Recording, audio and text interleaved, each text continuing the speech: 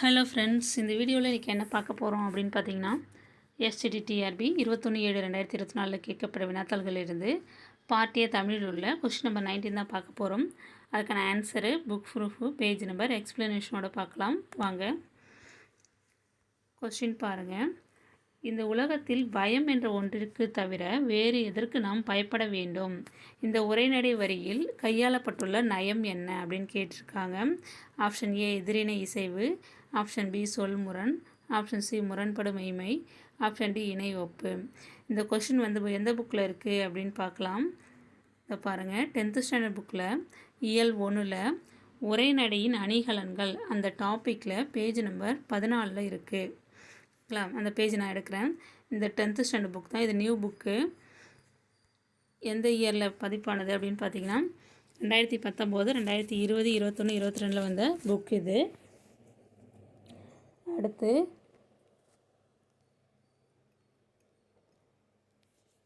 இயல் 1ல் உரைநடையின் அணிநலன்கள் இந்த பாடத்துலேருந்து தான் அந்த கொஸ்டின் கேட்டிருக்காங்க. பேஜ் நம்பர் 14 இது இருக்குது பாருங்கள். கொடுத்த வரிகள் இங்கே இருக்குது பாருங்கள். இந்த உலகத்தில் பயம் என்ற ஒன்றிற்கு தவிர வேறு எதற்கு நாம் பயப்பட வேண்டும்? இது எதுக்கான எடுத்துக்காட்டு கொடுத்துருக்காங்க அப்படின்னா, முரண்படுமைமைக்கான எடுத்துக்காட்டாக கொடுத்துருக்காங்க.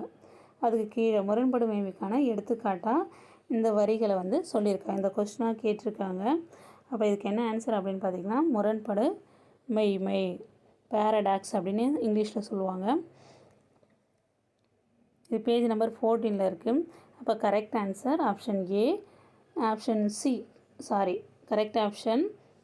இங்கே ஆன்சர்னு எதுக்கு பதிலாக ஏன்னு போட்டிருக்கேன். ஆப்ஷன் சி முரண்படுமைமை தான் கரெக்டான ஆன்சர். இது புக்கோட லாஸ்ட்டு பேஜ், ஓகேங்களா. இதுவும் அப்ஜெக்ஷனில் கொடுக்கணும், அதனால் இது கொண்டு இந்த வீடியோ உங்களுக்கு பயனுள்ளதாக இருக்கணும்னு நம்புகிறேன். Thank you friends.